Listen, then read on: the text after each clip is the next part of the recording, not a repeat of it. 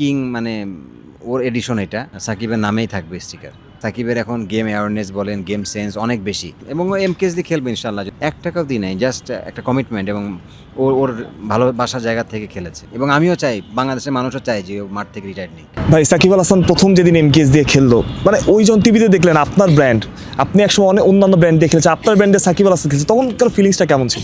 Outstanding, মানে ভালো লাগছিল যে সাকিবের মতো একজন মেগা স্টার এমকেএস ব্যাট দিয়ে খেলতেছে। এটা তো মানে এমকেএসের পরিবারের সবার ভালো লেগেছে এবং আমি বলবো যে বাংলাদেশের মানুষের ভালো লাগা উচিত, কারণ বাংলাদেশি ব্র্যান্ড, এটা সাকিব আল হাসান খেলতেছে, অবভিয়াসলি এটা একটা প্রাউডের ব্যাপার। এগুলো ব্যাটে কিং লেখা ছিল, ওটা কি আপনারাই লিখে দিয়েছিলেন নাকি আপনার স্পেশাল কোনো স্টিকার ওর ছিল? জন্য বানাইছিলাম যে কিং মানে ওর এডিশন এটা, বাট ওর জন্য নতুন যে এডিশনটা আমরা আনতেছি, ওটা স্টিকারটা খুব শীঘ্রই আপনার দেখতে পাবেন ওর নামের সাথে আর কি। মানে নতুন স্টিকার থাকবে আলাদা সাকিবের জন্য? রাইট, সাকিবের নামেই থাকবে স্টিকার। ইমরুল ভাই, সাকিবের আসার ব্যাপারে আমরা একটা কথা শুনছি, ইভেন বিসিবি থেকে এটা বলা হয়েছে। আসলে আপনার কি মনে হয় যে এখন সাকিবের আসাটা কোনোভাবে সম্ভব, এবং সাকিবের ফিটনেসটা, মানে আপনাদের তো কথাবার্তা হয়, কেমন আছে?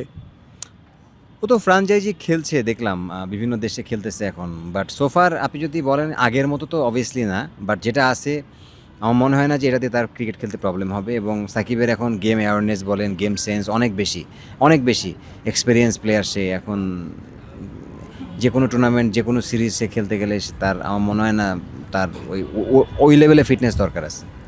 একসময় সাকিব যেভাবে ফ্র্যাঞ্চাইজি লিগ খেলতো, আপনি রিশাদের খেলা দেখতে গিয়েছিলেন, এটা আসলে কতটা গর্বের আপনার জন্য?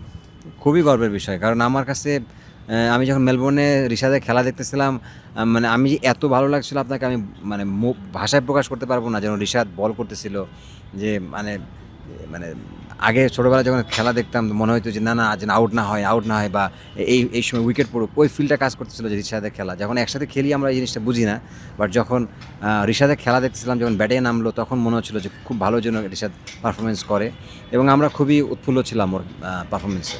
ইমরুল ভাই, এমন যদি হয় সাকিব বাংলাদেশে খেলে এবং লাস্ট ম্যাচটা এমকেএস দিয়ে খেললো, আসলে মানে ওই সময় আপনার ফিলিংসটা কেমন হবে? অসাধারণ, এবং এমকেএস দিয়ে খেলবে ইনশাল্লাহ যদি লাস্ট ম্যাচ খেলে, এবং আই হোপ যে মানে এটা সবার জন্য একটা ভালো লাগার বিষয় হবে যে দেশের ব্র্যান্ড এবং সাকিব দেশের ব্র্যান্ড দিয়ে খেলবে। ভাই, সবাই মনে করে যে সাকিব টাকা ছাড়া কিছু করে না, মানে এমকেএসকে আপনি কত টাকা দিয়েছেন সাকিবকে? ৳১ দিই নাই, ৳১ দিই নাই, জাস্ট একটা কমিটমেন্ট এবং ওর ভালোবাসার জায়গা থেকে খেলেছে। সর্বপ্রথম ওর সাথে আমার রিলেশন, সেকেন্ডলি হচ্ছে যে ও বাংলাদেশ, মেড ইন বাংলাদেশকে প্রমোট করছে। সো এই জিনিসটাই সবথেকে বড় জিনিস। লাস্ট দুটো কোশ্চেন, আপনার সাথে সাকিবের সাথে কথা হয়, আসলে সাকিবের কি এখনো খেলার ইচ্ছা আছে বাংলাদেশের হয়ে, বা এরকম কথাবার্তা বলে? হ্যাঁ, হ্যাঁ, ও তো রিটায়ারমেন্টে একটা সিরিজ খেলার তো তার ডেফিনেটলি ইচ্ছা আছে এবং সে ওইভাবে চায় এবং আমিও চাই, বাংলাদেশের মানুষও চায় যে ও মাঠ থেকে রিটায়ার নিক। ইমরুল ভাই, লাস্ট প্রশ্ন, আপনার অল টাইম ফেভারিট প্লেয়ার কি, মানে ওভারঅল সারা ওয়ার্ল্ডে? বিরাট কোহলি। আর বাংলাদেশে? সাকিব আল হাসান। যদি বর্তমান কারেন্ট প্লেয়ারটির কথা বলা হয়, বাংলাদেশে কাকে পছন্দ? এটা একটা টাফ কোশ্চেন। বাংলাদেশে যদি এখন কারেন্ট প্লেয়ার বলা হয় কাকে পছন্দ, তানজিদ তামিম।